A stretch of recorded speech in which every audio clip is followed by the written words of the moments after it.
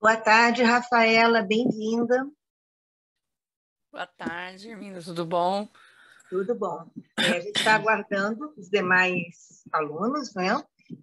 E aí a gente já deixa aqui em aberto, né, a etiqueta da reunião, para todo mundo, quando vai entrando, vai lembrando já, né? A gente já está gravando também essa parte. E aí, como eu te consultei agora há pouco no e-mail, depois essa gravação ela fica no Google Drive para os alunos, mas a parte recortada da apresentação de cada convidado, se autorizada, vai para o YouTube, para o canal da... Autorizado. Beleza, Acho que eu não obrigada. respondi por escrito, mas não tem problema nenhum. Tá Não, autorizado, sim. então, já estamos aqui juntando os estudantes, torcendo para ter mais uma tarde tranquila e super bacana com todo mundo. Nós e a nossa vida remota que ensinou coisas muito legais, né? Sim, teve um lado positivo, né? A gente E consegue estar sempre tem. já consegui estar aqui no sul e no final da tarde estar no Nordeste, no meio da tarde estar na Amazônia, falando com. Coisas que no mundo real a gente não consegue, né? Mas no virtual Não, consegue. nem com dinheiro, né? Eu Não, viajar nessa velocidade assim ia ser não, impossível. nem com dinheiro. Mas agora, assim, foi um período muito duro, mas foi um período Uhum. de muito aprendizado, né? Sim, dá para a gente tirar algumas coisas positivas, né? Tá. Eu acho que todo momento de agonia é também um momento de você ser capaz de descobrir novas saídas, né? Então, Sempre. a gente enfrenta uma situação que muitas vezes a gente não tinha preparo prévio para ela, ela é nova para nós, mas no desenrolar dela e das coisas que vêm depois, a gente vai aprendendo uma série de coisas, né? Vai descobrindo formas de contornar aquilo.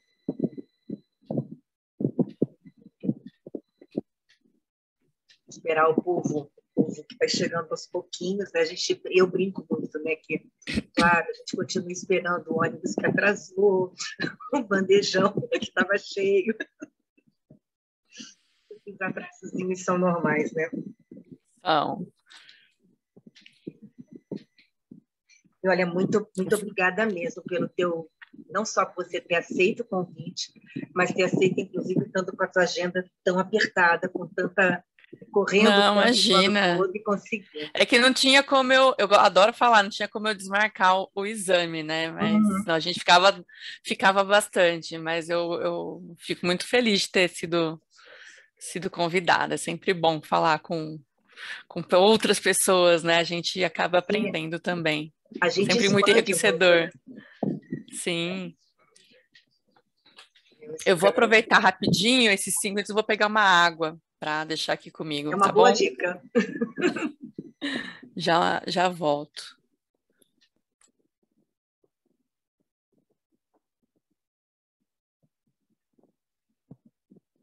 E a todos que foram entrando mais recentemente, né? Bem-vindos.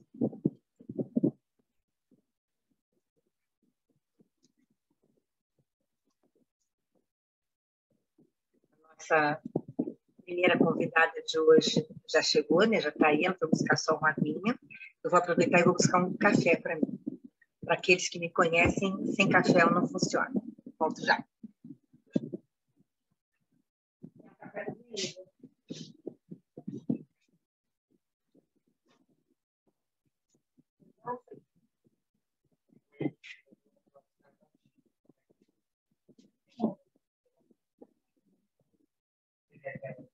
Pode ser aquela.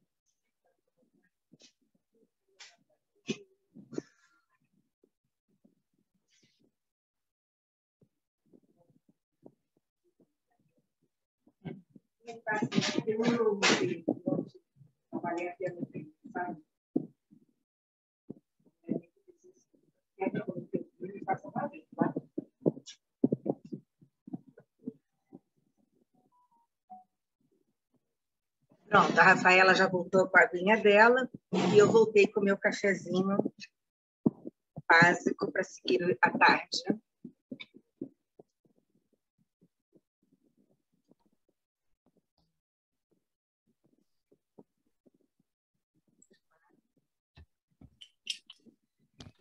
Quem puder, tá lembrando os colegas que a nossa está avisando, né, que a nossa convidada já está na sala, e lembrando os colegas que a gente vai começar às 13h30, tá? Para a gente poder ter todo mundo aqui direitinho.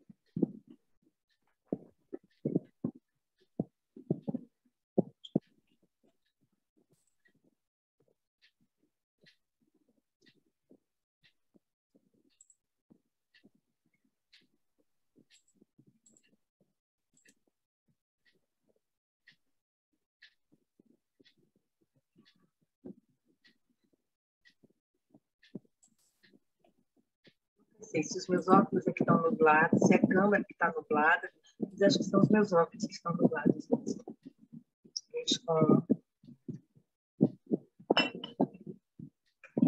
Aqui a região é uma região quente e úmida. E aí a gente está sempre meio assim.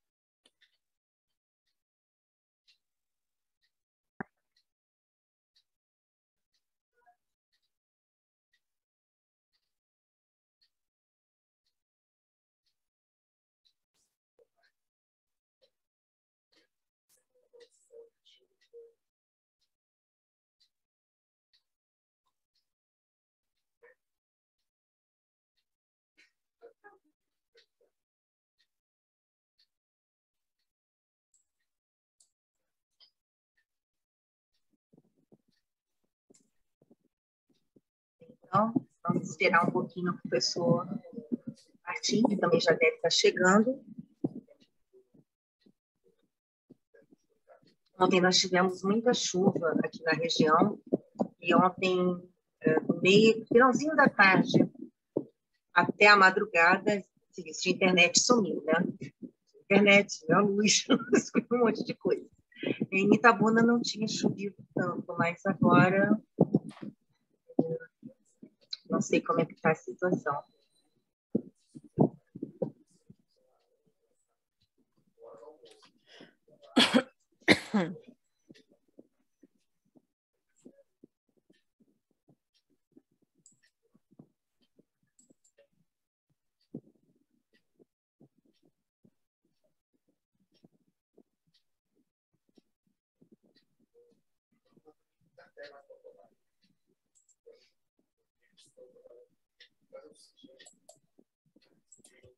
Bem, pessoas, eu vou retirar momentaneamente a nossa etiqueta da reunião e vou colocar, então, o card que faz a primeira parte da apresentação da Rafaela, que é a nossa primeira convidada de hoje.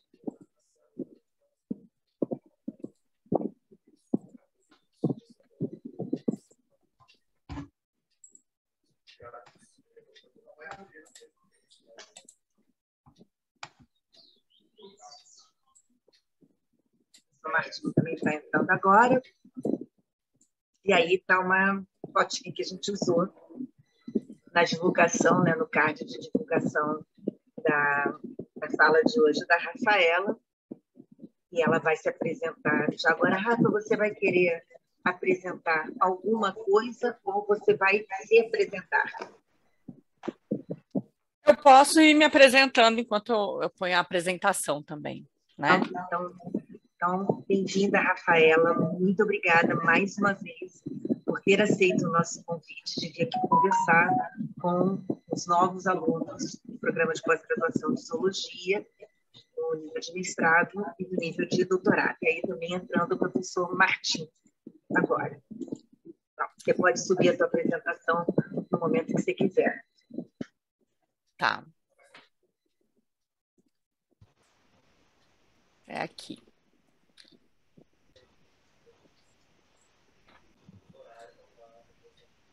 Queria já agradecer, né, o convite, né, a presença de todos e todas, né?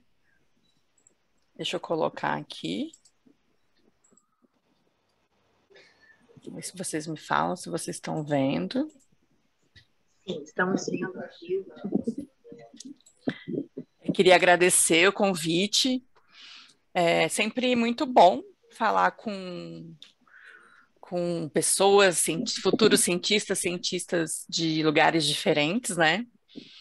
E sobre um assunto, assim, que é um pouco caro, né? Me é bastante caro, que é falar sobre a nossa atuação dentro das ciências. E eu acho que um dia, quando a gente passar por essas barreiras, a gente vai poder falar só das nossas pesquisas, né? No meu caso, falar dos meus mosquitos. E aí, já me apresentando, né? Eu sou licenciada em Biologia pela Unesp, fiz mestrado e doutorado em entomologia, né, com sistemática filogenética de díptera, e fiz pós-doutorado no Museu de Zoologia da USP também, com biodiversidade de díptera, e atualmente eu estou em Ponta Grossa, na Universidade Estadual de Ponta Grossa, como pós-doutoranda, seguindo na minha pesquisa com esses mosquitos que não picam. Então, eu tenho muito interesse em taxonomia, sistemática, biodiversidade, insetos, e muito em divulgação científica, né? Quando a gente fala com as outras pessoas sobre o que a gente faz, e nos últimos anos, bastante interessada numa divulgação mais relacionada com um pouco de ativismo, né? Porque eu particularmente fui percebendo que algumas coisas que eu vivia não era algo pessoal, particular, né? Tinha um padrão.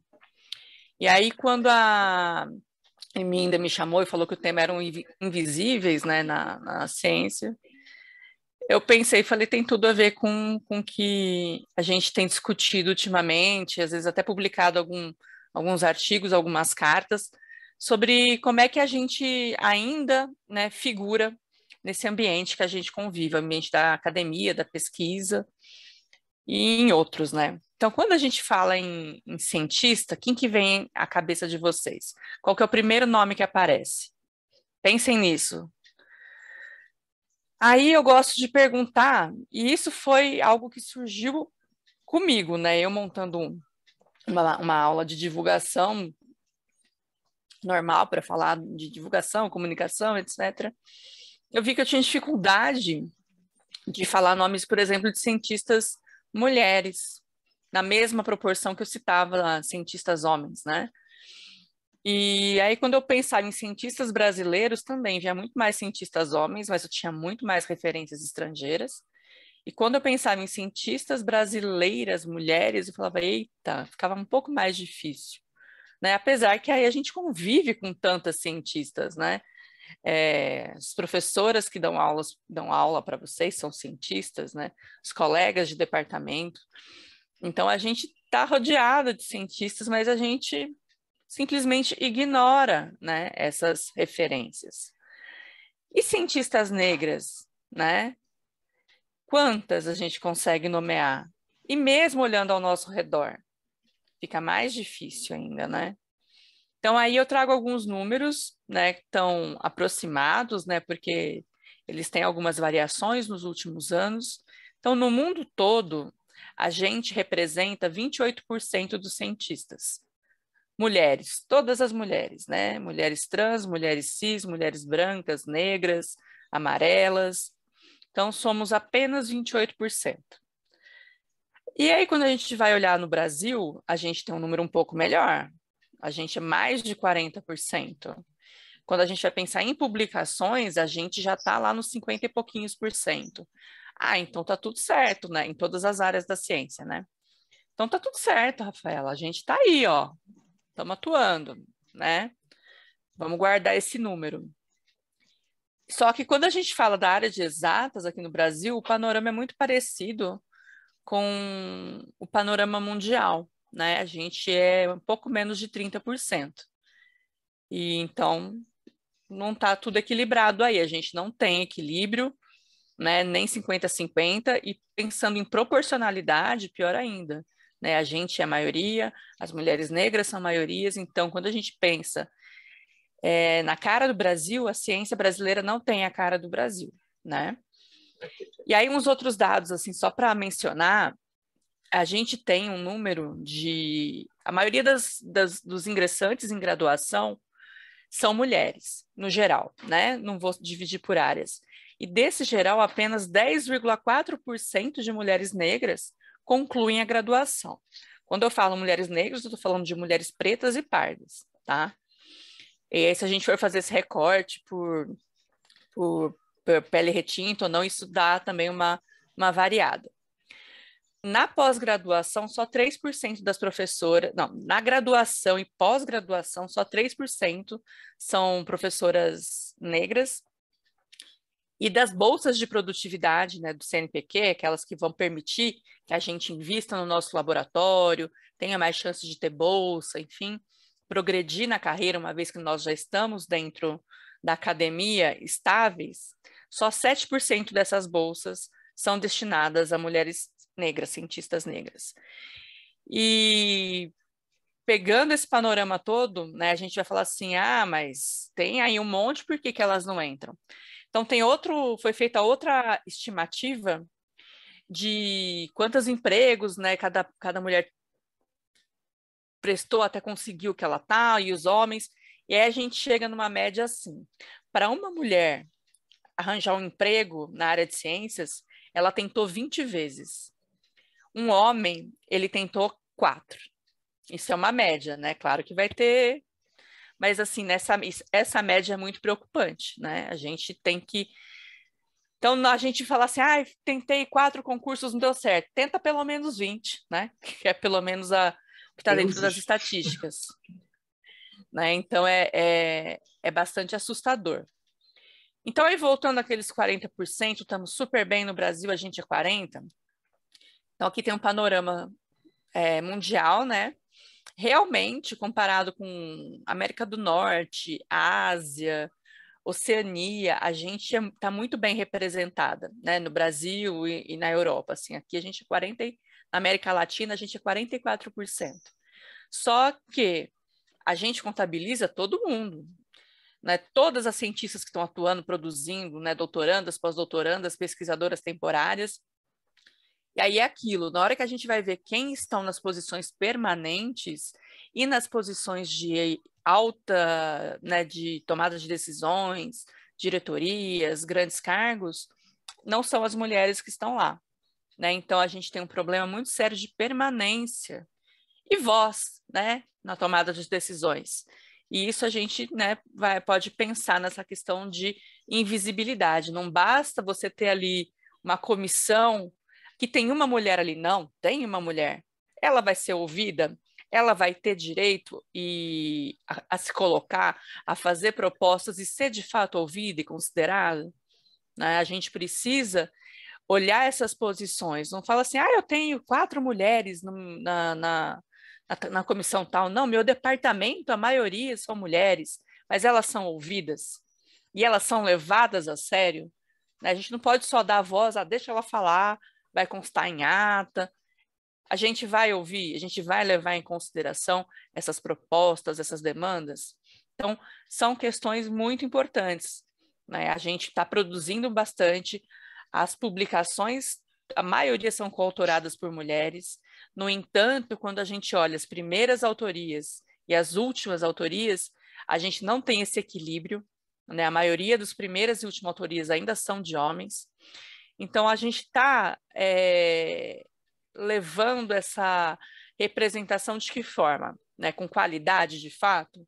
Vamos sempre pensar nisso, né? Deixar essa reflexão aí. Então, eu gosto, a gente está falando de ciências, né, do ambiente acadêmico, mais propriamente dito, mas eu gosto de traçar uma linha do tempo sobre a conquista dos nossos direitos, né? Principalmente no Brasil. Então, eu fiz essa linha do tempo, essa minha amiga deixou ela bonitinha, que antes eu colocava só uma lista de texto, e a gente foi conquistando os nossos direitos, né? Que isso é muito importante de ser dito, nada é dado, ninguém acorda um dia, olha, as mulheres não votam, vamos chamar elas para votarem? Não é assim que funciona. Então, todos esses direitos foram conquistados às duras penas e, quando conquistados, não foram para todas as mulheres, tá? Então, quando a gente tem o direito ao voto, em 32, não é qualquer mulher que vota. Mulheres negras e pobres não votavam, mulheres indígenas não votavam, né? As pessoas, né, que na época, assim, a gente não tinha essa nomenclatura trans, né, mas eram marginalizadas, as mulheres travestis, homossexuais, também não tinham acesso a direitos básicos de todos os cidadãos.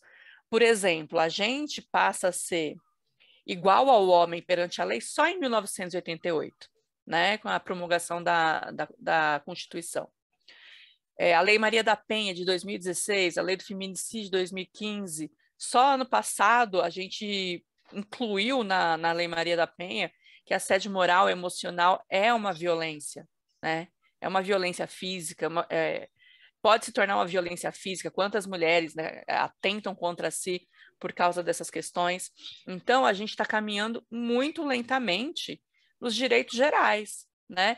E não é muito diferente dentro dos ambientes de trabalho, tampouco academia, né? E aí, quando a gente pensa em ciência, a gente tem que pensar historicamente, como que surge a ciência, né? Antes dela se profissionalizar, ela era como se fosse um hobby, né, dos grandes intelectuais, dos filósofos, e em algum momento, né, no século, acho que pelo século XVIII, XIX, ela se profissionaliza.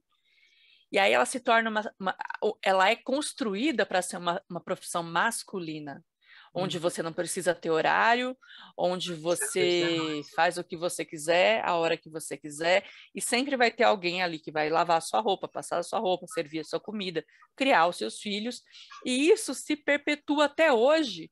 Se a gente for olhar, por exemplo, como são analisados os relatórios, como que as instituições de fomento avaliam os pedidos de projeto, é tudo num círculo de produtividade que, onde você é uma mulher na sociedade de hoje, não é possível você conseguir todas essas métricas que um colega homem consegue, mesmo ele tendo filhos. Então, a gente começa já a ser invisibilizada aí. Quando a ciência ela é profissionalizada, a mulher não existe. Não tem o lugar do homem na ciência e o lugar da mulher. Só tem o lugar do homem, né? É um modelo masculino de carreira. Então, a mulher é um outro, né, como diz aqui nessa dissertação de Silvia Ribeiro, e que ela nasce sem as habilidades necessárias para ser cientista. E, na verdade, não é assim. Na verdade, a sociedade, como ela se moldou, né, no nascimento do capitalismo, a gente coloca assim, para a gente ter uma rotina de 40 horas semanais de trabalho, hoje é só 40 horas, já foi mais, né? A gente precisa ter alguém que faça um trabalho não remunerado para sustentar essa pessoa que tem que trabalhar 40 horas. Essa pessoa tem que ter o que comer, tem que ter o que vestir, tem que ter um ambiente para dormir agradável, cama arrumada, casa limpa, comida, filhos criados.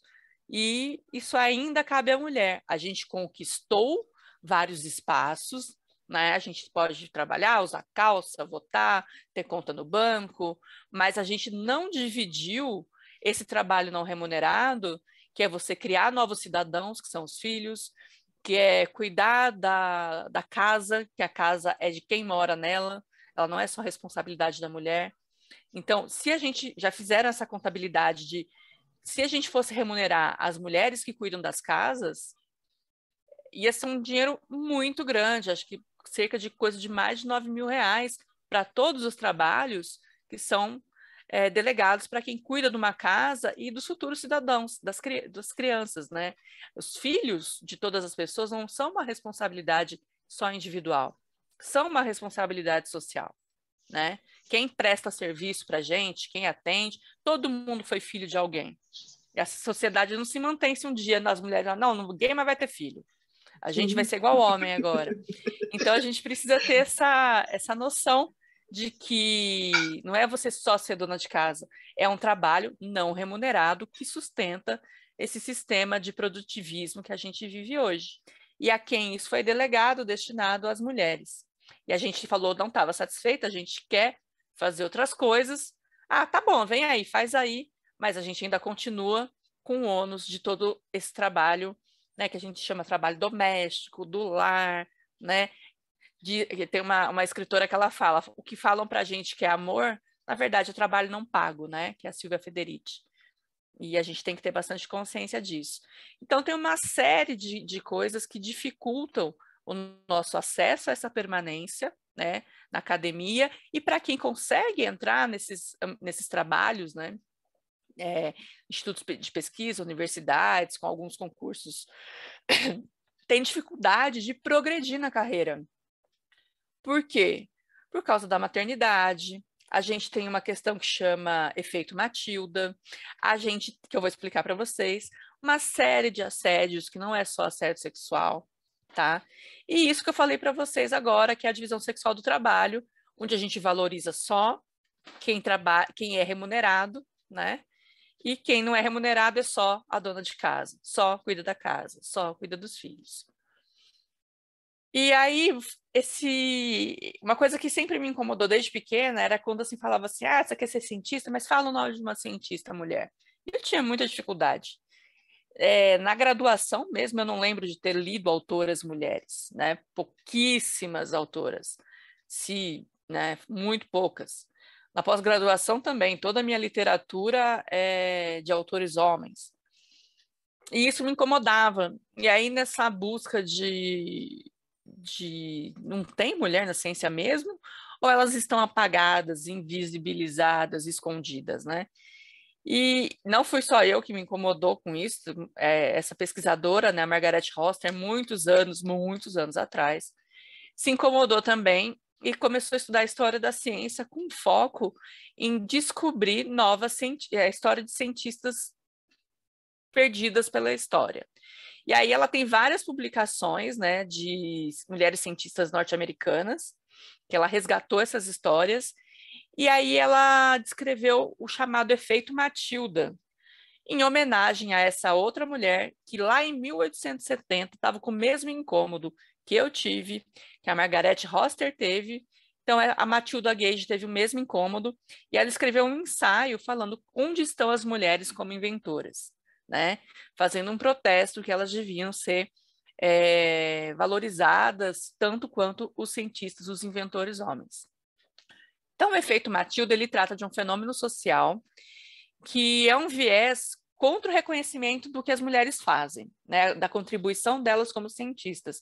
Então, ela faz um trabalho, mas esse trabalho ele é atribuído a um colega homem, ou ele é simplesmente ignorado.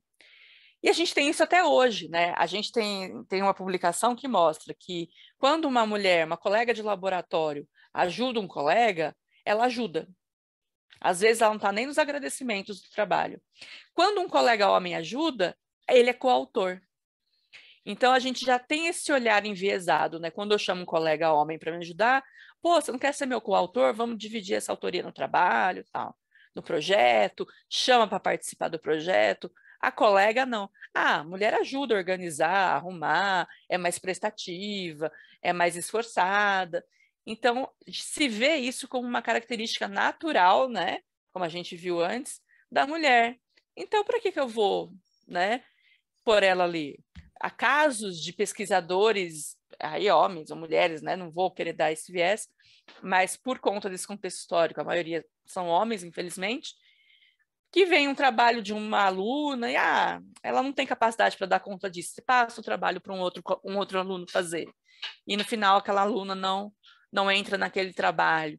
Então isso é muito comum, o efeito Matilda. Ele explica, né, como que os nossos livros, textos, a nossa história da ciência não conta a história dessas mulheres, mas também a gente enxerga ele acontecendo hoje, no dia a dia dos nossos trabalhos. E ela se baseou, né, num corolário que chama efeito Mateus, que foi proposto por um sociólogo chamado Robert Merton, que ele dizia assim, aí eu anotei aqui para eu ler a frase. Porque aquele que se tem, não, porque aquele que tem se dará e terá em abundância, mas aquele que não tem, até aquilo que lhe tem, será tirado. Então ela se baseou nisso, e quando o Robert Merton leu o trabalho da Margaret Roster, ele se deu conta que o efeito Matilda aconteceu com a esposa dele, que ele não teria escrito esse corolário sem a participação da esposa. E ele só agradeceu ela e não pôs ela como coautora desse texto. Então, o próprio autor do efeito Mateus reconheceu que, se não fosse a esposa dele, ele não tinha chegado nesse corolário. Então, a gente fala, a Margaret Roster, ela reafirma que a mulher não tem lugar na ciência, né? A gente não tem que, vamos lá e ocupa o seu lugar. Não existe esse lugar. A gente precisa criar ele.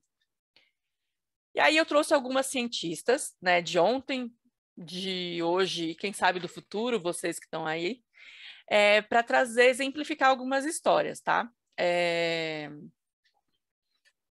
Então aqui eu acho que vocês conhecem, né, pelo menos uma delas, né, que é a Marie Curie, que está junto com a sua filha, né, a Irene, e a Marie, como todo mundo, a maioria sabe, né, ela foi ganhadora de 2 prêmios Nobel, na física e na química, a única pessoa a ganhar 2 prêmios Nobel de áreas diferentes da ciência. A gente tem pessoas que ganharam 2 prêmios Nobel, mas ou na mesma área, ou em ciências, ou Nobel da Paz, mas em 2 áreas diferentes da ciência, só a Marie Curie.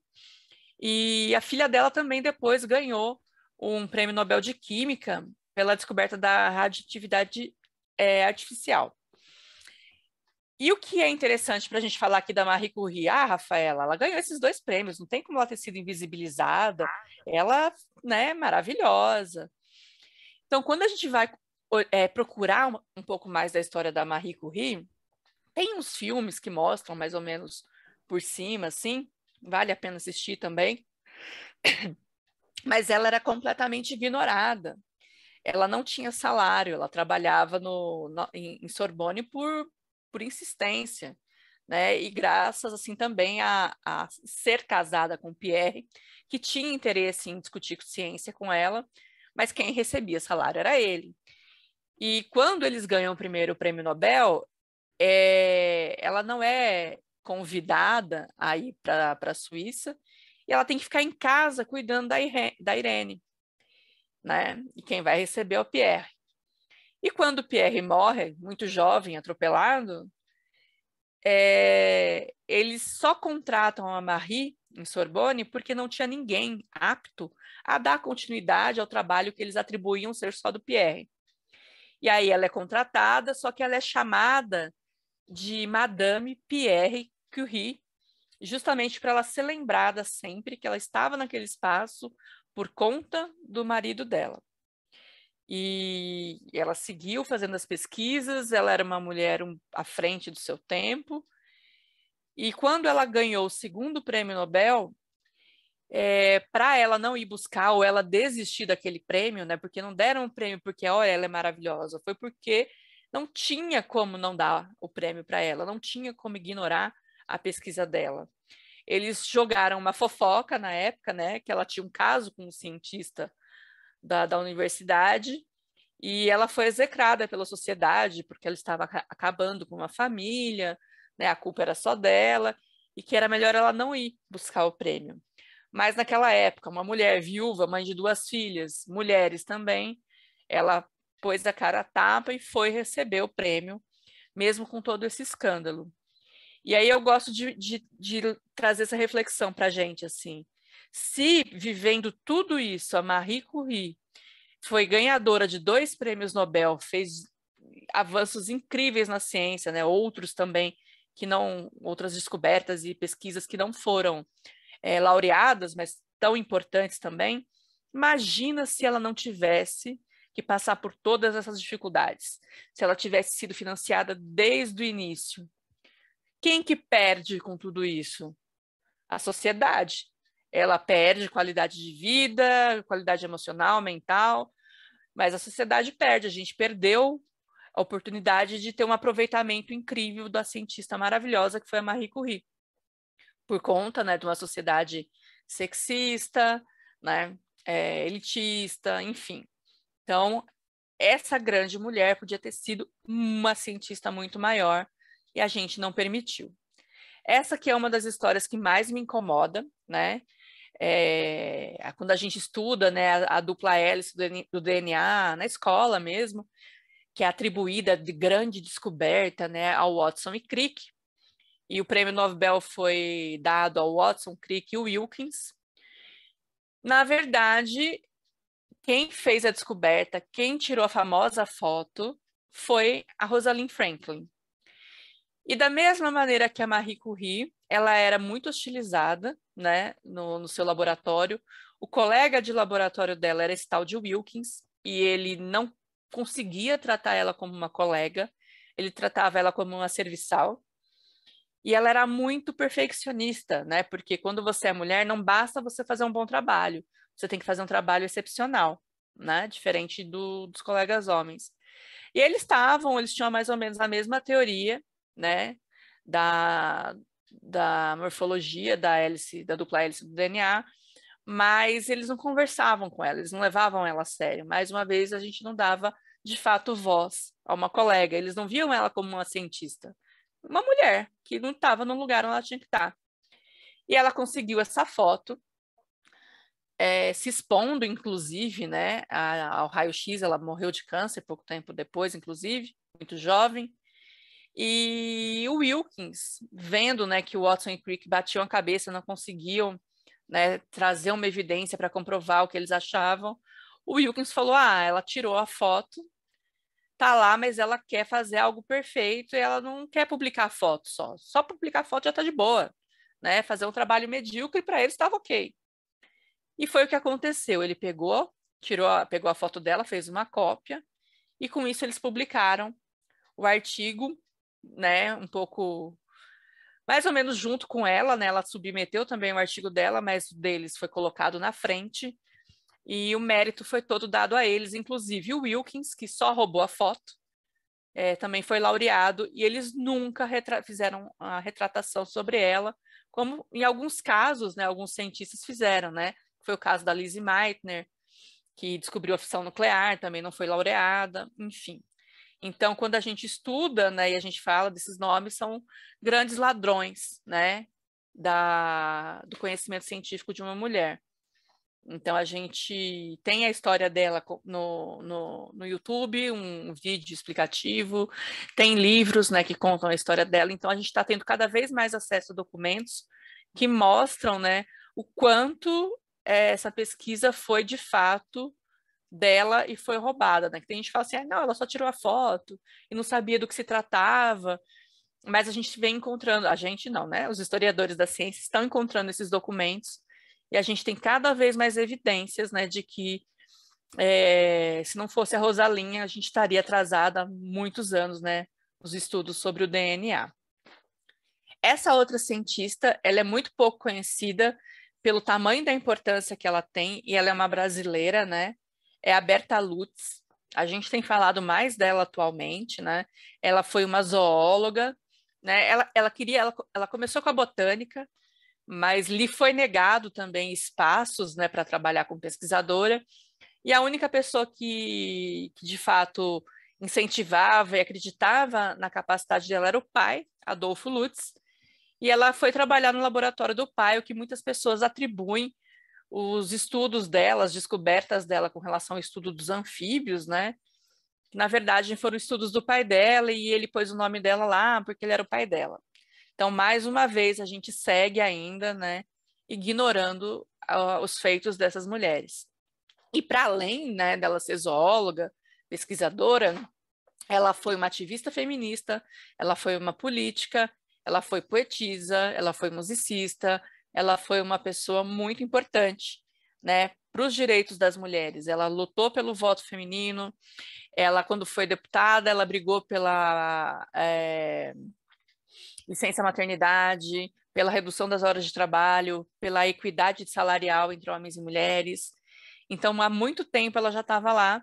E essa foto da esquerda, ela está na Conferência de São Francisco, que estabeleceu as bases para a criação da ONU em 1945.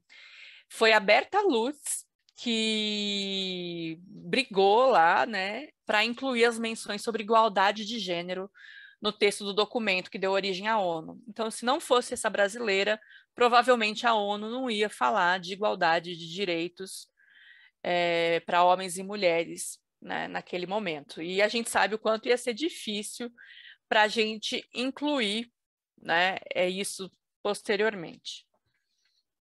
Esse é um caso muito interessante, né, que é a Gladys West. Ela foi a única mulher que participou da criação do Sistema de Posicionamento Global, que é o GPS, isso lá no final da década de 50, começo da década de 60. E na época, né, que esse trabalho que ela fazia era feito na, como é que chama? Era numa base naval, então ela trabalhava num ambiente extremamente masculino, e ela era uma mulher negra, né, no final da década de 50, começo da década de 60. Todos eles, naquela época, com essa descoberta, toda a equipe entrou para um prêmio que eles têm lá, que eles chamam de Hall da Fama dos Pioneiros do Espaço e Mísseis da Força Aérea. Só uma pessoa da equipe não entrou nesse Hall da Fama, que foi a Gladys, né? Não sei como ela pronuncia. E aí, recentemente, uns 5 anos, um pouco mais de 5 anos atrás, uma outra jovem cientista que faz um movimento de colocar mulheres na Wikipedia, contou a história da Gladys na Wikipedia, e aí isso viralizou, e aí só em 2018, né, a Força Aérea decidiu dar o prêmio para a Gladys West, para a doutora Gladys West, e colocar o nome dela no Hall da Fama dos Pioneiros do Espaço e Mísseis da Força Aérea, muito tempo depois, graças à iniciativa de uma jovem, né, que quis contar a história dela. Então a gente nem ia saber que a Gladys West estava lá. Essas outras duas cientistas, né, a gente viu um pouco mais na televisão, que é a Kate Bauman, né, a da direita, e a da esquerda é a Lia Medeiros, que é uma brasileira. Ambas participaram, né, daquela pesquisa sobre a primeira imagem registrada do buraco negro, né? A Lia, que é a brasileira, ela é astrônoma e física, e ela trabalhou na parte de fazer as simulações teóricas, né, para conseguir construir a foto. Enquanto a Kate ela é engenheira elétrica, e ela que criou o algoritmo de captação dessas imagens, né?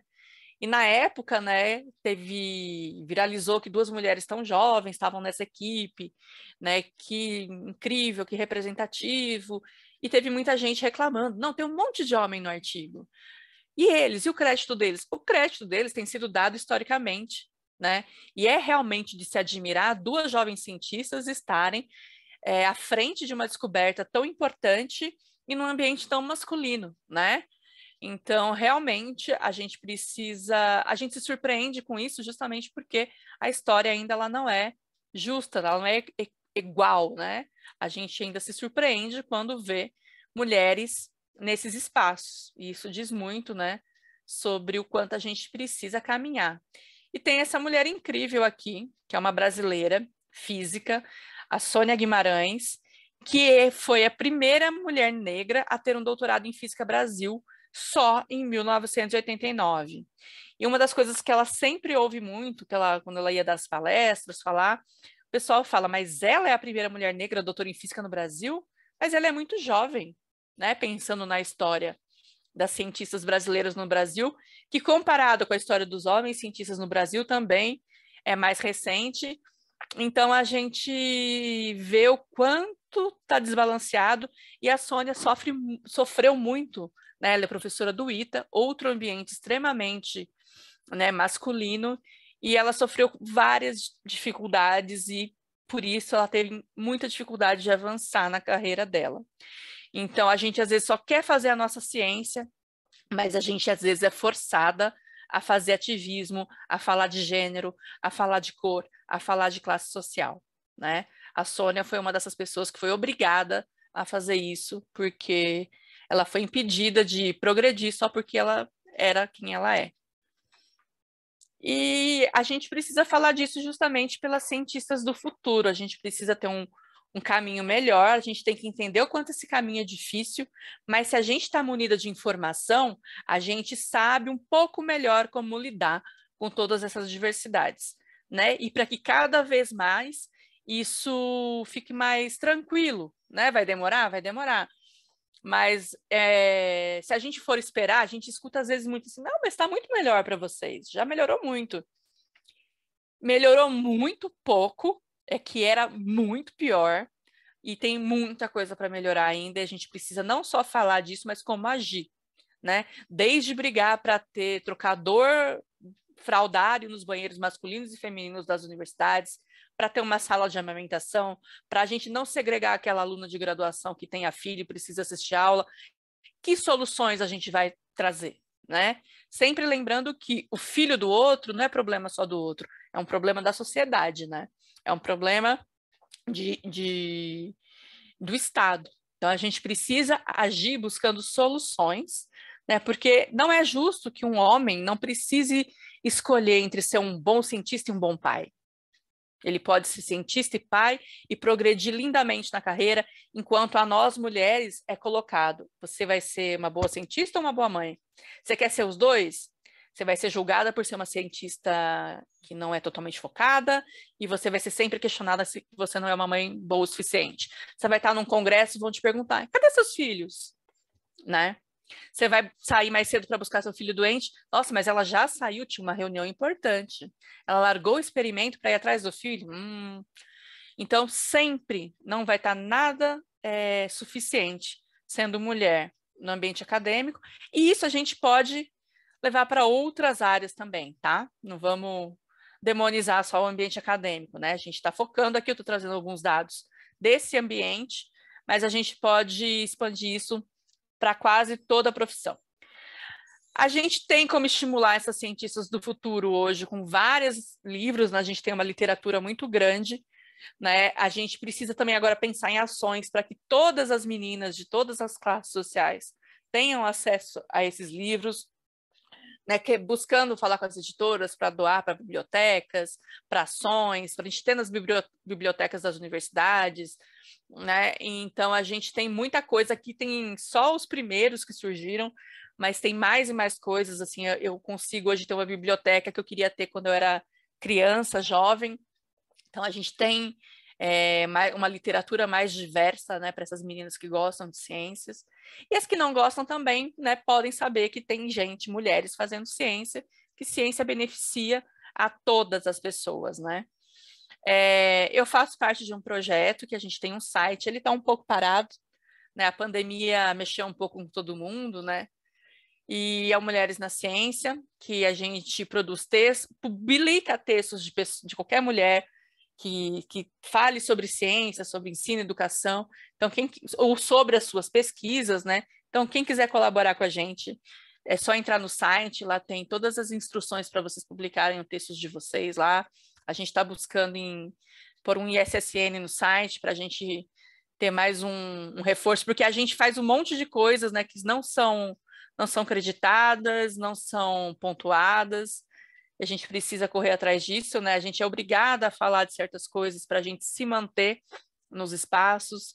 Então, é um projeto que a gente gosta muito, que acolheu muitas mulheres, muitas cientistas, muitas jovens, e a partir dele também que a gente passou a conversar com outras pessoas sobre o assunto, estudar sobre o assunto, e a gente também está nas redes sociais, a gente tem buscado também agora pessoas mais jovens para cuidar das redes para a gente, que a gente é muito já tia, a gente não entende todas essas ferramentas, e foi um espaço que propiciou muito crescimento, muito aprendizado para a gente, e a gente tem muito orgulho disso, a gente vê cada vez mais espaços nas universidades, grupos de trabalho, grupos de pesquisa, falando sobre o assunto, né, e buscando ações, e é para isso, né, que a gente tem feito isso, por isso que eu estou aqui hoje falando disso, e não de taxonomia de mosquitos, porque eu quero ver essa mudança cada vez mais rápido, eu quero entrar em ambientes universitários, quando eu for dar palestras presenciais, eu quero ver esses espaços mais humanizados, pensando nas mulheres, nas mães, né, com esses espaços, a gente não olhar numa contratação, uma mulher jovem, e falar, ela vai ter filho assim que entrar, vai ficar de licença. Isso a gente tem que celebrar, né? A gente tem que celebrar a vida das pessoas, as escolhas delas. A universidade é feita por pessoas, mulheres são pessoas, a gente não pode colocar essas singularidades, né, à frente da capacidade dessas pessoas de serem cientistas.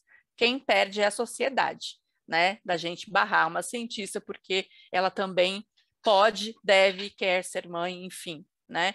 E aquela que também não quer, a gente questiona, e ela não é mãe, então ela tem que ser a cientista melhor.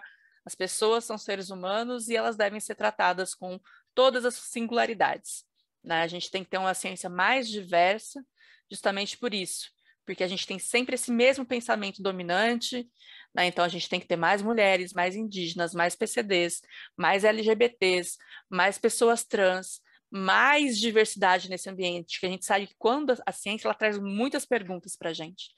E se a gente tem cabeças diferentes para pensar sobre a mesma pergunta, a gente vai chegar a respostas cada vez mais rápido, né? Então, quem traz conhecimentos de vida diferentes ajuda a ciência a andar melhor e andar mais rápido, né? Conhecimentos originais, populares, são muito importantes também. A gente precisa se abrir, entender que o ambiente universitário, a ciência não é um ambiente neutro, não deve ser um ambiente esterilizado, a gente tem que trabalhar com a nossa humanidade dentro dele, porque essa ideia de ser neutro, de estar acima, de separar, isso não existe, né? E especialmente nesse tempo de pandemia que a gente ainda está vivendo, né? Quando a gente olha quem que sofreu mais e tem sofrido, são as mulheres, né? As mulheres negras, as mulheres indígenas, né? As mulheres que têm filhos, que têm que alimentar, o número da violência doméstica aumentou muito, os casos de feminicídio, a queda no rendimento do trabalho, da produtividade, da produção dessas mulheres que trabalham em home office com os filhos, né? As mulheres que tiveram que se expor ao vírus por estar trabalhando na casa das outras pessoas, né? É muito emblemático que a primeira vítima aqui no Brasil tenha sido uma funcionária doméstica negra, né? Que pegou o vírus dos seus patrões que vieram da Europa. Então, a gente tem muito refletir sobre essas questões de gênero, não é mimimi, não é militância, é uma realidade, é fato. O cientista trabalha com dados e fatos, eu estou trazendo dados e fatos. Quem quiser as publicações eu posso passar, tem muita coisa publicada, tem muita coisa sendo estudada, e então quando a gente é cientista, a gente quer os dados, a gente quer ver, a gente quer comprovação, e sempre saem relatórios da Unesco, da ONU, trazendo cada vez mais e mais dados, esses dados agora têm vindo com mais recortes, né? Antes a gente olhava mulheres como uma coisa só, agora a gente entende que tem vários atravessamentos dessas mulheres, então a gente precisa buscar soluções como todo e qualquer bom cientista. Então eu queria agradecer de novo a Arminda pelo convite, a todo mundo que está assistindo, mais uma tela, né, na frente da gente. Aí está meu e-mail, as redes sociais do nosso projeto, o site, e eu estou à disposição de vocês sempre que vocês precisarem. Então, a Mônica também vai conversar um pouco conosco sobre um outro aspecto. A Mônica, ela vai contar isso melhor, né? Mas ela, além de pesquisadora, ela também ajuda a mostrar o nome das mulheres pesquisadoras, de mulheres presentes de diferentes formas. Então, ao invés de falar mais, Mônica, bem-vinda e obrigada por ter aceito o convite meu e do Martim e meu, para que você viesse conversar com a gente aqui. Se você quiser compartilhar qualquer coisa, já está liberado para você fazer uma apresentação.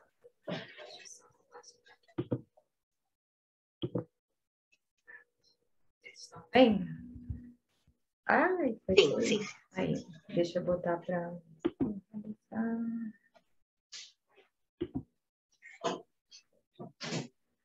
Bom, antes de mais nada, eu queria agradecer. Obrigada, Herminda. Obrigada, Martim. Para mim, é muito legal. Eu estava aqui acompanhando quase desde o começo a palestra, a fala da Rafa.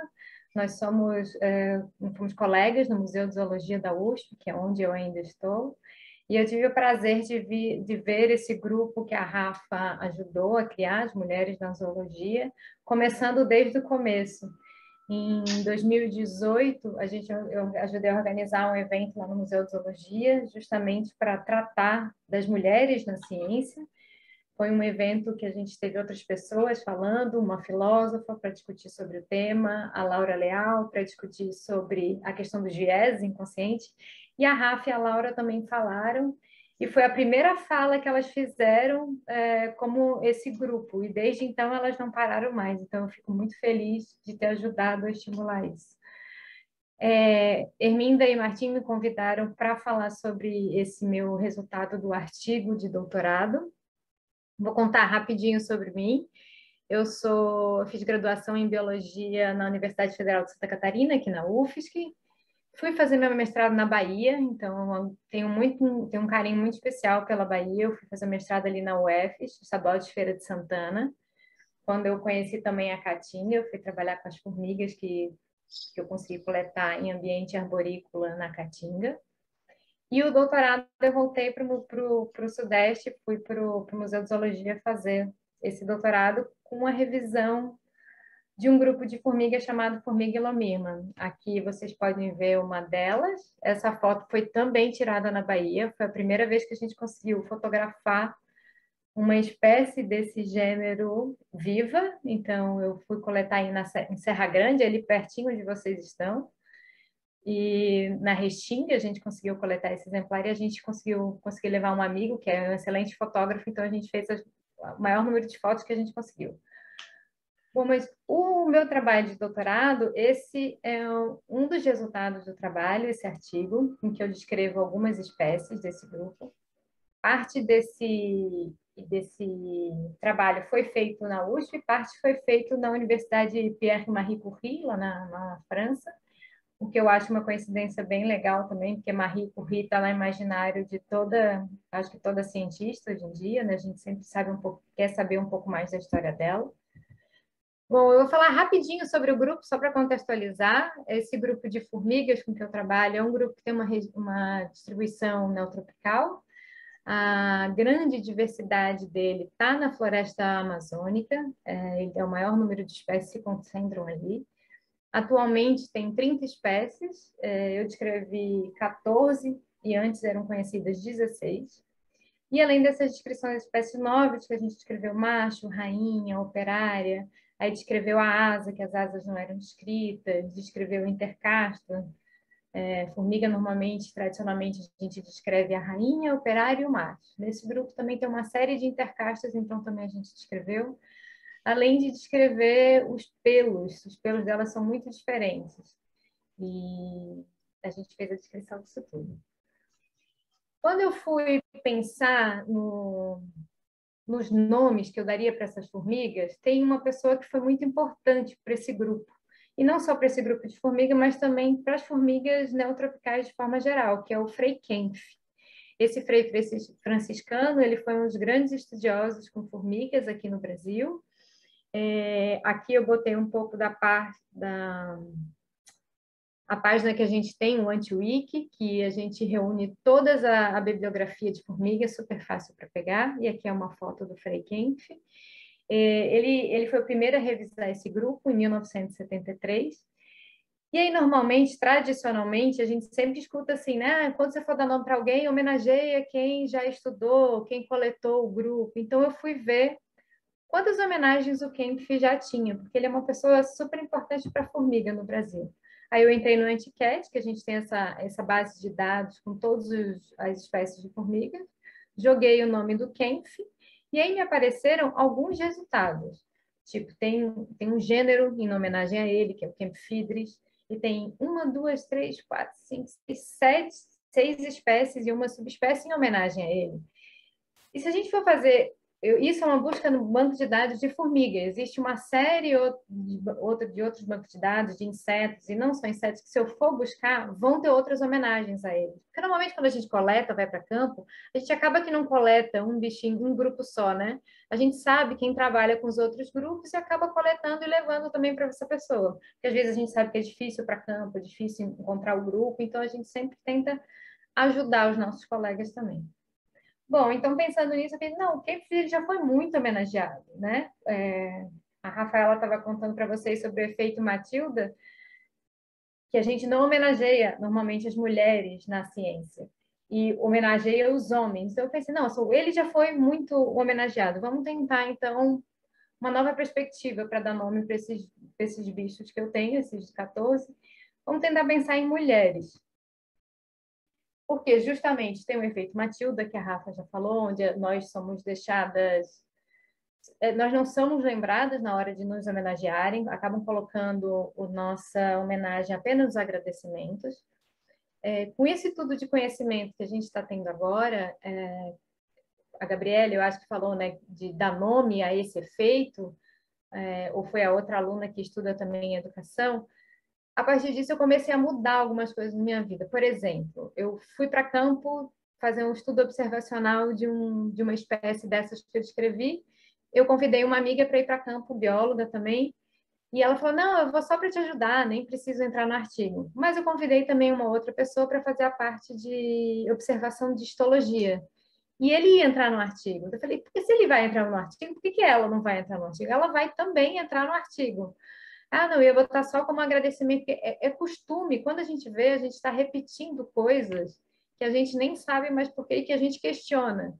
Então, é um exercício diário a gente tentar mudar o que a gente já vem reproduzindo. Então, por isso que hoje eu tenho a postura de todo mundo que me ajuda de alguma forma no artigo, vai no nome do artigo. Não esse artigo gigante, que é do doutorado, que é um pouco diferente, mas os artigos daqui para frente são todos assim. Então, além do efeito Matilda, como a Rafa já disse, a gente tem o efeito do cano pingando, que as mulheres são a maioria no começo, na graduação, e quando a gente chega no carreira docente, são a minoria, então tem várias coisas, vários fatores que explicam isso. Tem a questão do teto de vidro, que fala que tem barreiras invisíveis que são construídas socialmente e culturalmente, que a gente nem sabe quais são, mas elas existem, elas estão ali e estão impedindo que a mulher chegue mais longe. Aqui tem um gráfico que mostra, eu acho que até o gráfico que a Rafa falou, desculpa, porque ele realmente mostra o efeito tesoura. No começo, homem e mulher tem um número de bolsas de iniciação científica júnior parecido, mas quando chega para o número de bolsas de produtividade, fica bem diferenciado. A mulher fica lá embaixo, é o laranja, e o homem está ali representado pelo roxo, ele fica bem lá em cima. E tem também, tudo isso é também explicado pelos vieses inconscientes. Tem um artigo que ele explora justamente isso, que é uma palestra ótima da Laura Leal. Ela deu num simpósio de mirmecologia de formiga em 2017, se eu não me engano. E esse artigo falava 2 conjuntos de currículos foram avaliados. Primeiro sem os nomes e depois colocando o mesmo currículo com nomes diferentes, com nome feminino e com nome masculino. Então, quando eles não tinham nome, os currículos eram avaliados praticamente da mesma forma.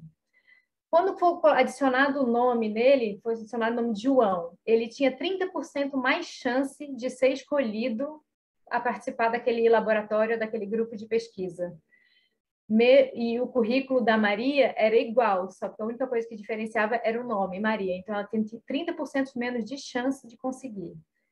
Então, isso é explicado pelos vieses da nossa sociedade, os inconscientes, como a gente construiu, como tem essa coisa de que ciência não é para menina, é para menina profissões como pedagogia, enfermagem, nutricionista, ou profissões que estão ligadas mais a um cuidado com alguém, uma pessoa mais velha, uma pessoa mais nova, mas não uma ciência, uma engenheira, uma astronauta.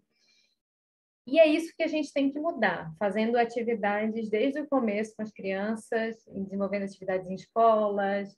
Eu trabalho no Museu de Zoologia, onde eu faço pós-doc, então eu sempre faço questão de, pelo menos uma vez no semestre, fazer alguma atividade na parte expositiva do museu. Então, a gente fica um dia inteiro lá disponível, leva a lupa, leva diferentes vídeos, leva material para as crianças verem, põe todo mundo para olhar. E também faço questão dos estagiários, os mais novos, já estarem participando desse tipo de atividade desde o começo. Bom, então eu tinha 14 novas espécies para dar nomes, e o que eu fiz foi isso, foi sugerir para o meu coautor do artigo, que foi meu orientador, de que as espécies elas deviam preferencialmente homenagear mulheres. Aí eu fiz uma lista de uma série de mulheres que eu gostaria de homenagear. Eu não conhecia todas essas mulheres antes. Eu participo de alguns grupos de mulheres, então no WhatsApp eu enviei para elas perguntas tipo, quem vocês acham que poderia ser homenageada? Eu tenho 14 nomes para dar, então eu gostaria da ajuda de vocês. Então eu recebi várias contribuições, assim, tinha muito mais mulheres, muito mais nomes, mas eu tive que diminuir. E agora eu estou aí na caça de muito mais espécies, porque eu tenho muitos nomes ainda para dar, assim, né? Então, dentre esse grupo de 14 espécies, eu homenageei 11 mulheres. Fiz questão também de homenagear uma tribo indígena, por toda a importância dos povos tradicionais. E também homenageei 2 homens que foram muito importantes na minha formação. Então, agora eu vou passar uma por uma e depois a gente conversa sobre essas diversas homenagens e as perguntas que vocês têm. Bom, a primeira homenageada foi a Adela Zunina, que é uma poeta e ensaísta e também professora. Durante toda a minha... desde a graduação, assim, eu tive muito contato com a poesia do Manuel de Barros, e isso foi me levando a outros escritores e outros poetas. E a poesia sempre faz parte muito grande na minha vida, porque quando eu estou... A gente enfrenta várias dificuldades, né? Seja na vida pessoal ou na vida profissional mesmo, e da onde que a gente tira essa alegria, essa vontade de continuar, que nem a gente teve na pandemia, é na arte, né? É na arte que a gente busca, é na música, é na poesia, são nos shows. Então, é aí que eu busco me alimentar quando a situação está um pouco difícil. Então, a Adela, eu não conhecia ela antes, eu fui atrás porque a formiga que eu resolvi dar nome para ela tem distribuição apenas na Bolívia, então ela é uma poeta boliviana. E foi muito interessante de conhecer a história dela, porque a data de nascimento dela é o Dia da Mulher Boliviana, é o Dia Nacional da Mulher Boliviana. E é muito... Assim, a gente está... Bolívia é nosso vizinho, né? Mas pela imensidão do Brasil e as histórias do Brasil, a gente quase não sabe das histórias dos nossos países aqui do lado. Então, eu achei muito legal conhecer. Ela nasceu na Bolívia, a origem da mãe dela é portuguesa e francesa, do pai é equatoriana e argentina, e essa mescla linda é a dela. E ela sempre fez muita poesia e prosa e ensaio contra essa sociedade machista que desde sempre a gente tem, né? Tem uma frase dela que eu até coloquei aqui, deixa eu só tirar a imagem que eu não consigo ler. Ela fala, ó mortal privilegiado, que de perfeito e cabal gozas seguro renome. Em todo caso, para isso, te é bastado nascer homem. Então, ela já coloca todo esse questionamento, né? Para experimentar certas coisas na sociedade, se você é homem, você consegue, você é livre, você consegue fazer o que você quiser. Agora, se você é mulher, você vai encontrar muitos desafios. e você não vai ser bem visto em alguns locais. Não vai ser permitido para você essa liberdade de transitar, né? A outra personagem que eu escolhi, outra mulher super importante na nossa história, é a Dandara dos Palmares. Eu acho que eu não preciso nem dizer o porquê, né, que ela está aqui, mas eu acho muito interessante que ela não tinha recebido outras homenagens, assim, nisso tudo, em pleno 2022, a gente está agora, é muito incrível que muitas mulheres não receberam essas homenagens, quando os homens têm as homenagens repetidas. Foi homenageado uma vez, duas, três, 20 vezes, e as mulheres que são importantes na nossa história nunca tiveram uma homenagem sequer. Então, parte da história dela eu desconhecia, com certeza, porque a gente não tem essa história muito contada no nosso ensino de história. E para mim foi muito incrível ver a força dela quando ela se joga numa pedreira, num abismo, para não ser escravizada novamente, porque ela não voltaria a essa condição, porque ninguém nasce escravo, né? Ela se torna escravizada, é um processo. Alguma outra pessoa tem que estar ali. E, no caso, os brancos. Outra pessoa que foi também importante foi contemporânea da Berta Lutz, que a Rafa trouxe a história para vocês, é a Jerônima Mesquita. Ela também foi uma mulher sufragista brasileira, ela era uma mineira. E, é claro, ela estava mineira, branca, classe social alta, mas ela quis fazer um pouco diferente. Com 17 anos ela se casou, com 19 anos ela se separou e decidiu não casar mais e decidiu dedicar a sua vida a uma série de atividades, que foi trazer para o Brasil, implementar a Cruz Vermelha, criar a maternidade beneficente Promarte aqui em São Paulo e no Rio de Janeiro. E junto com a Berta Lutz e com a Estela Guerra Duval, ela não foram as que iniciaram o movimento sufragista, existiram muitas outras mulheres, inclusive no Nordeste, que participaram desse movimento. Se eu não me engano, eu não sei se foi no Ceará ou no Rio Grande do Norte, o primeiro estado que as mulheres puderam votar, eu acho que foi no Rio Grande do Norte, mas Berta e Jerônima e Estela trouxeram isso mais forte, essa luta para o ambiente nacional. E a partir de 1932, então, a gente conseguiu obter o direito ao voto.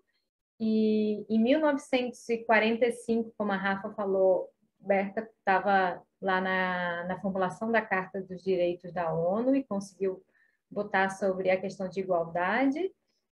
E essas três mulheres, elas são contemporâneas, elas sempre se influenciam nesse movimento. Elas foram as primeiras a abrir aqui no Brasil, a inaugurar o movimento feminista, tipo, com sede, com carteirinha e com encontros semanais para todas elas discutirem essas questões.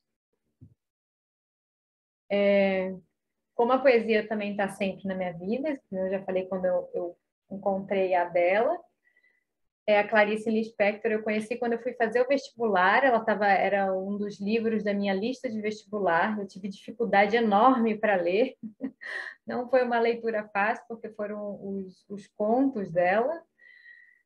Hoje já conheço muito mais da literatura dela, ultimamente, ela tem sendo noticiada no noticiário das manchetes por conta da origem dela, que é ucraniana, e toda essa guerra que a gente está vendo acontecer. Mas Clarice, ela praticamente nasceu e cresceu no Recife, então ela fala muito sobre o Brasil e fala muito, ela tem umas coisas que para mim me tocam muito, que é sobre o encontro com o outro, o que ela vai pensar a partir daquilo, como que ela mantém todas as certezas, como que ela não mantém, o que esse encontro com o outro muda no caminho dela. Então, aqui eu exemplifiquei nesse livro, A Paixão Segundo GH, o encontro com esse outro é uma barata. E eu, que sou entomóloga, adoro qualquer coisa, ou qualquer ensaio que tenha com inseto.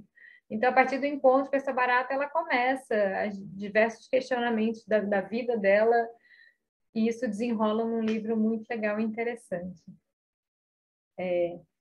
além disso, ela tira também um pouco desse estereótipo de que a mulher tem que ser bela, bonita, tem que estar em alguns lugares, e quando ela quer, na realidade, a identidade da mulher, né? Ela quer saber o que você pensa, ela quer saber por que que você está aqui.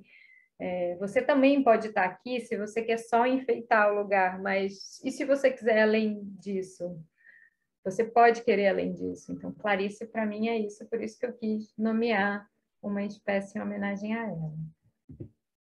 Bom, outra baiana incrível é a Miraildes, que eu fiz questão de homenagear também, é uma brincadeira por conta do apelido dela, que é Formiga. E eu usei o nome Maciel para homenagear ela, porque normalmente nosso segundo nome é o nome que vem da nossa mãe. Então eu podia usar Miraildes ou eu podia usar Mota, mas eu quis usar Maciel, porque já, né, para dizer que é uma mulher e que também esse nome vem da mãe, e nas formigas a sociedade é majoritariamente composta por operárias que são fêmeas, então eu fiz essa conexão.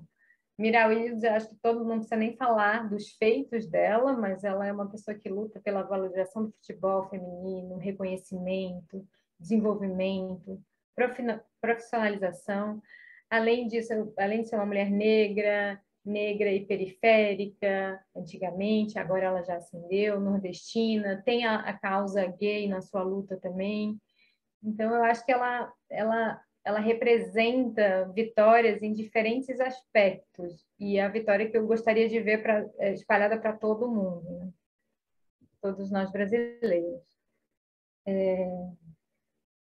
Ilomima Margarida é uma feliz encontro na minha vida também, que eu comecei, além de estar pós-doc e estudar formiga, eu gosto muito de plantar.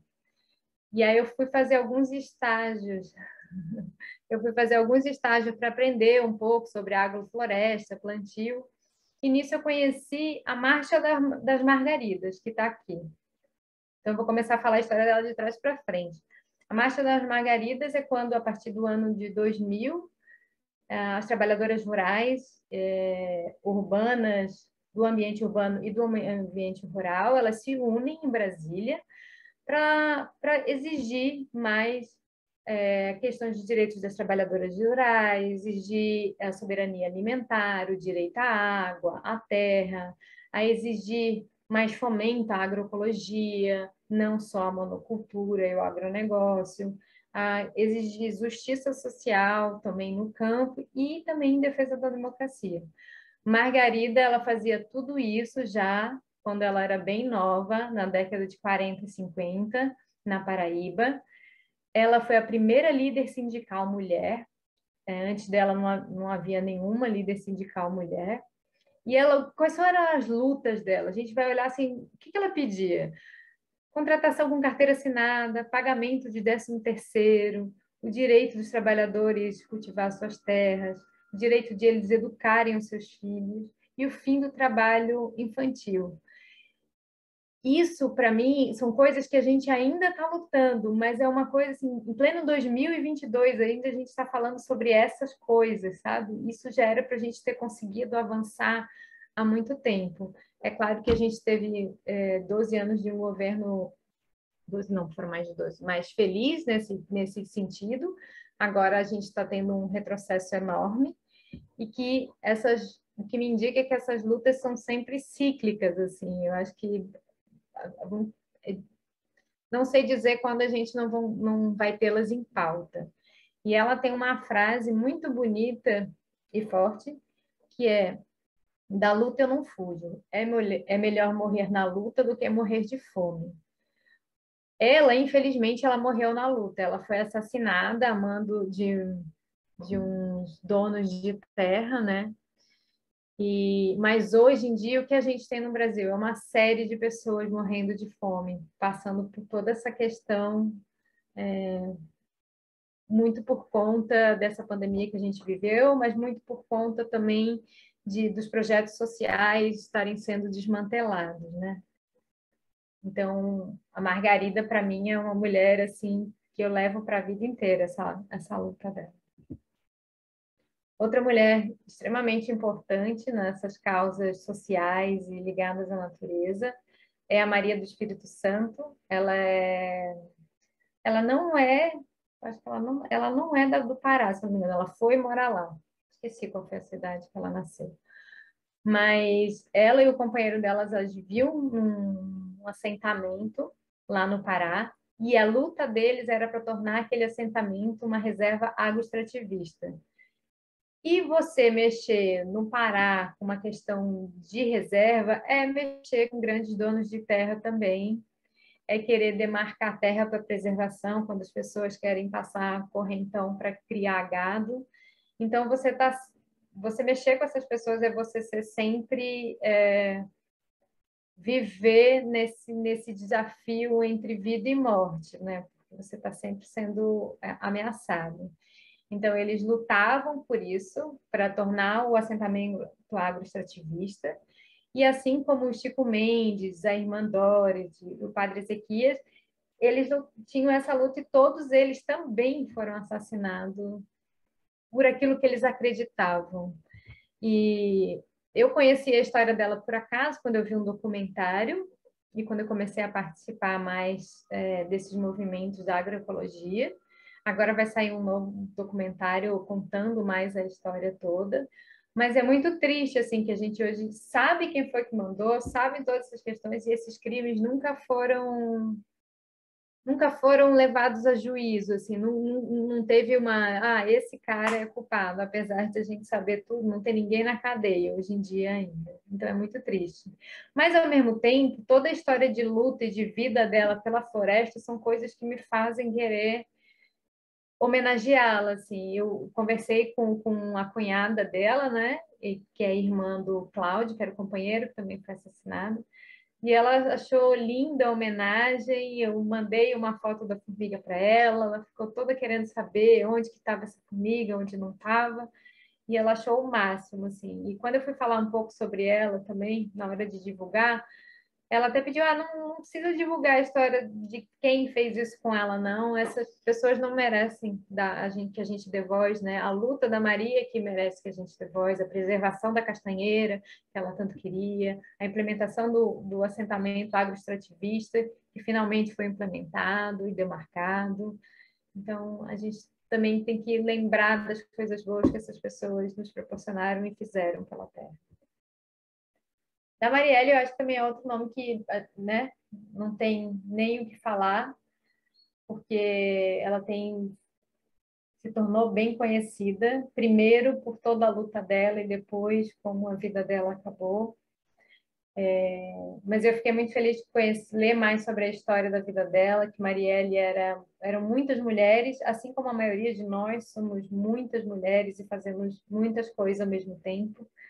A gente hoje está cientista ou está estudante de graduação, mas a gente faz muito. Marielle era mulher, negra, mãe, filha, irmã, esposa, lésbica, cria da maré, socialista, já tinha sido camelô, educadora infantil, dançarina de funk, estudou sociologia, foi ativista em prol dos direitos humanos, fez mestrado em administração pública e foi também política. Durante 10 anos, ela acompanhou o Marcelo Freixo, que é um político do Rio de Janeiro, sendo assessora dele, e ela trabalhou muito em defesa das famílias que eram vítimas de homicídios e dos policiais também vítimas de homicídios. Então, Marielle não era contra a polícia, não era contra a justiça, era muito pelo contrário.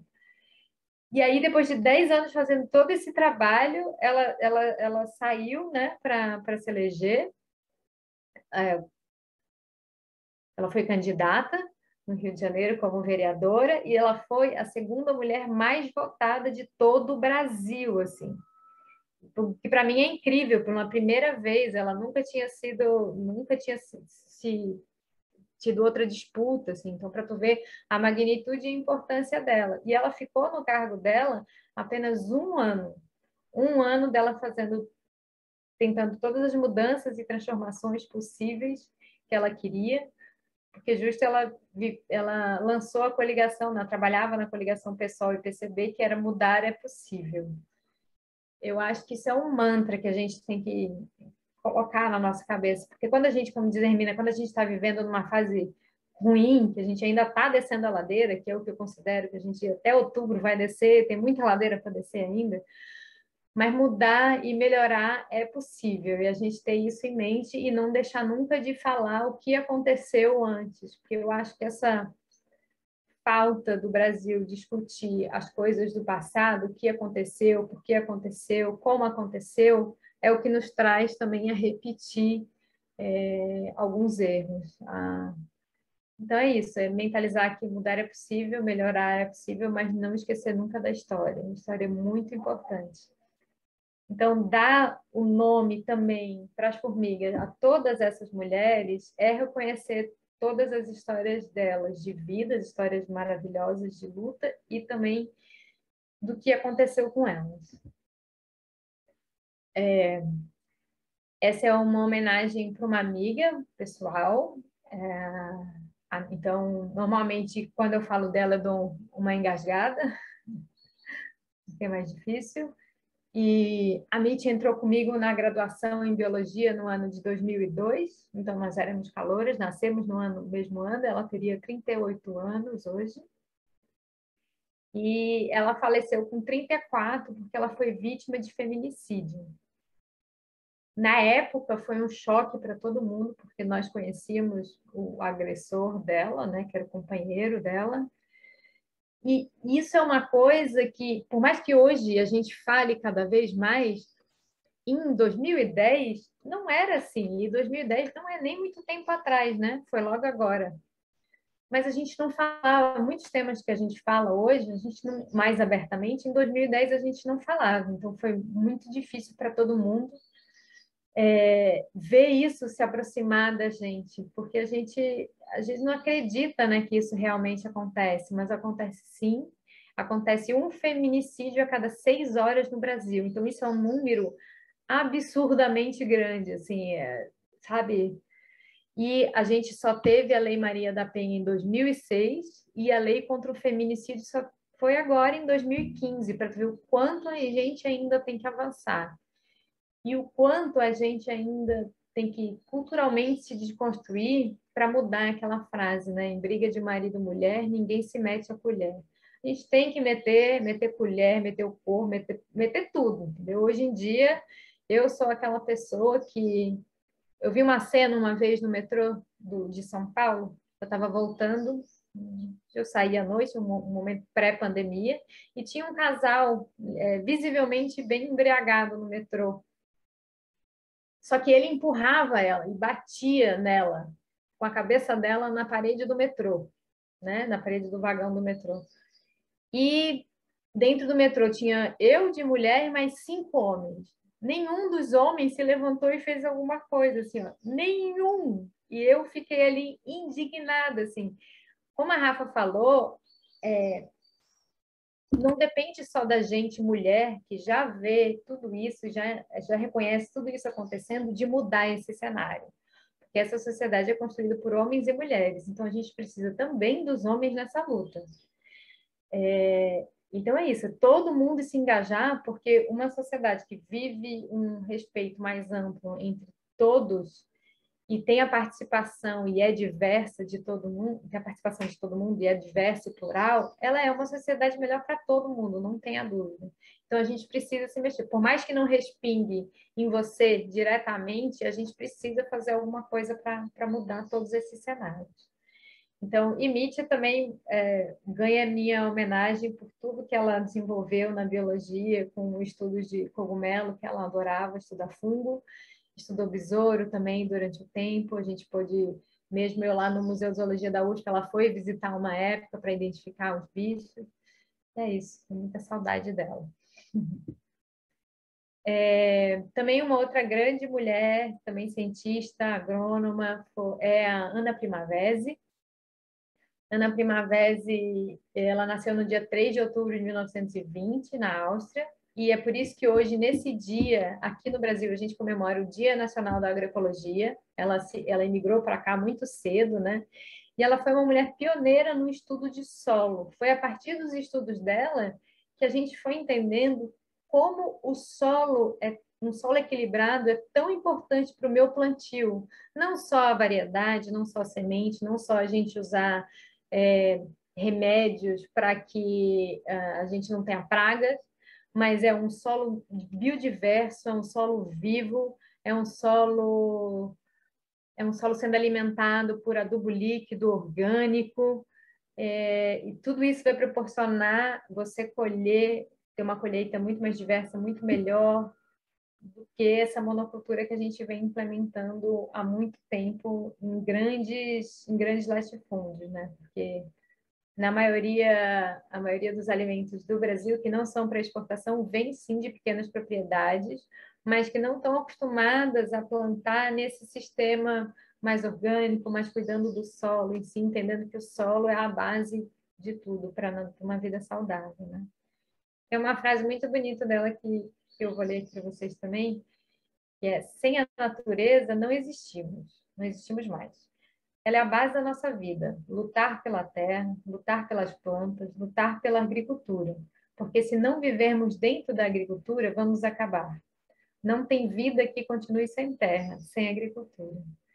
Então, essa é a Ana Maria Primavera, ela morreu em 2020, mas de velhinha já, ela estava com 100 anos. E ela é uma mulher muito exemplo, assim, em diversos campos. E a Ilumina Virgínia é em homenagem a Virgínia Leone Bicudo. Eu não conhecia a Virgínia antes, foi uma amiga que é médica e psiquiatra que me sugeriu o nome dela. Ela é uma mulher negra, filha de um pai negro e uma mãe imigrante italiana, ela aqui de São Paulo.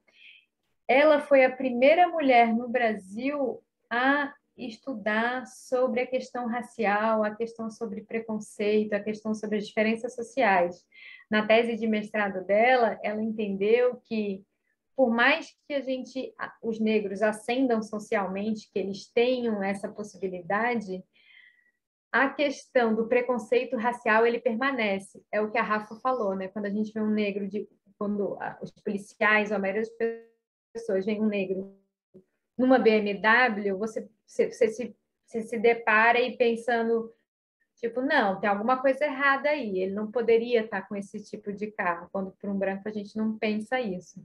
Então, por mais que você diminua as distâncias econômicas entre negros e brancos, o preconceito racial ainda permanece, e a gente precisa atacar nessa base do preconceito racial, além de, claro, diminuir essa diferença social e econômica muito grande, né? A formação dela é em sociologia, mas durante a formação dela, ela conheceu os estudos de Freud e se aprofundou nisso, então ela foi dar aula e foi desenvolver toda uma tese em cima disso, e por isso que ela é a primeira não médica a ser reconhecida como psicanalista, por conta dos estudos dela, porque a gente, né, precisa para ser psiquiatra e ser reconhecida como psicanalista, a gente precisa de uma formação em medicina, e ela não tinha isso, mas ela se aprofundou muito, tanto no mestrado e nos estudos dela, na questão da psicanálise, e escreveu muito sobre isso. Só que ela não é reconhecida, a gente quase não consegue informação sobre ela.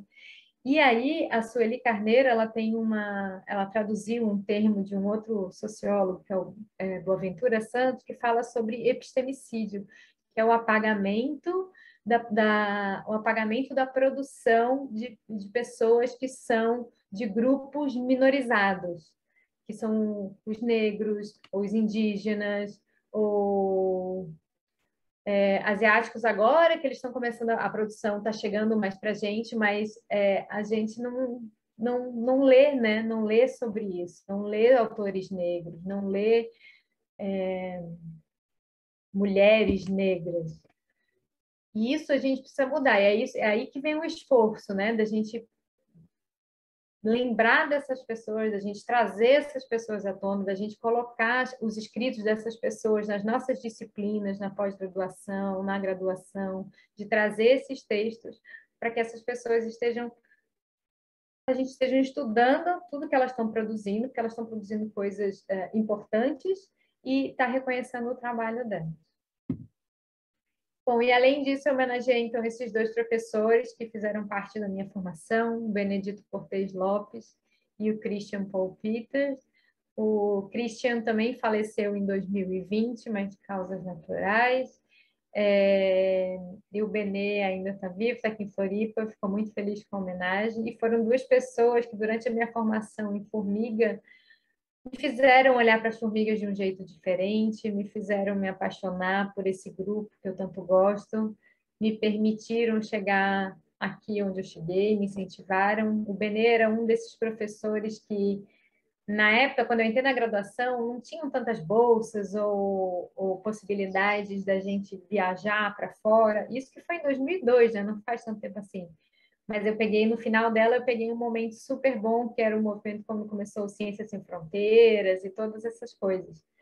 E Benê dava dinheiro do bolso dele para a gente ir para congresso, para a gente coletar e fazer todo esse tipo de coisa. Assim, eu acho que muitas pessoas certamente têm um professor igual a esse em suas vidas. Assim. E o Christian, assim que eu quis ir lá para Paris estudar com ele e aprender, ele sempre foi super solícito e me ajudou muito.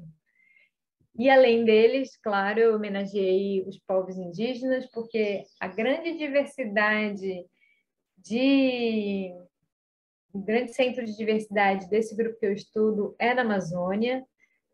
Então, eu escolhi o nome de uma tribo indígena na Amazônia peruana, que é o Axi-Perri, porque esse bicho especificamente ele só ocorre lá, mas essa homenagem é uma homenagem de forma mais ampla a todos os povos tradicionais indígenas que são a terra, a floresta em pé, a diversidade, a cultura, a sabedoria, a ancestralidade e que nesse momento estão sofrendo tanto com esse desgoverno que a gente está vivendo, tanto eles como nós da educação, da ciência, enfim, de diversas áreas, mas vai melhorar. E com certeza eu tenho muitas mais mulheres que eu gostaria de homenagear, então isso é só uma coisa que eu pude fazer, mas existem diversas ações dentro do laboratório que a gente está implementando para a gente ter uma maior diversidade e representatividade, tanto de mulheres, mulheres cis, trans, de todos os grupos. E é isso, muito obrigada por vocês e pelo espaço de estar aqui contando essa pequena historinha.